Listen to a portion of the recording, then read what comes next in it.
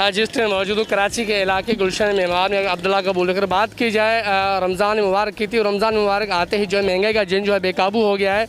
यहाँ पर जो है मुनाफाखोर जो है अपने मनपसंद जो रेट लगाए हुए हैं। और बात करें कमिश्नर कराची की तो जो लिस्ट दी जाती है प्राइस लिस्ट वो भी इनके पास नहीं है। आवाम वैसी परेशान है, लॉकडाउन जा रही है, कारोबार है नहीं, लोगों का मुश्किलात का सामना करना पड़ा है। जबकि यहाँ पे सब्जियों के रेट और फ्रूटों के रेट जो वो आसमान से बातें कर रहे हैं। अगर हम उनसे बात करते हैं अगर प्राइस लिस्ट की तो इनके पास वो भी नहीं है कि हमारे मुहैया की जाए, और बिल्कुल ऐसा नहीं है कि उनके पास है और वो अपने मनपसंद जो रेट हैं वो लगाए जा रहे हैं। तो खुदा इसके ऊपर जो आवाम का यही कहना था कि कमिश्नर कराची को और हुकूमत सिंध को इसके ऊपर सोचना चाहिए। जो महंगाई है हमारी वैसी कमर तोड़ के रख दी है, और जैसी मुबारक महीना रमज़ान शरीफ का आया है वो उसका जो महंगाई का जिन है वो बेकाबू हो गया। तो खुदा हमारे पर तो रहम किया जाए। लॉकडाउन का सिलसिला भी जारी है, कारोबार है नहीं, और यहाँ के जो लोग हैं अपनी मनपसंद जैसे कि रेट होते हैं वो लगाए हुए हैं। तो इस पर जो है ना कंट्रोल पाया जाए, क्योंकि रमज़ान का महीना का ऐसा आता है जिस पर तमाम सारी चीज़ें महंगी हो जाती हैं। अगर बात की जाए प्राइस लिस्ट की तो वो भी इनके पास नहीं है। हुकूमत की जानिब से या कमिश्नर कराची की जानिब से जो मुहैया की जाती है अभी तक वो इनके पास है नहीं। तो खुदारा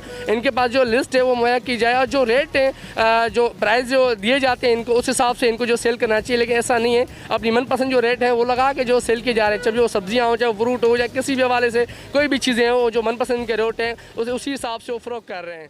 जी।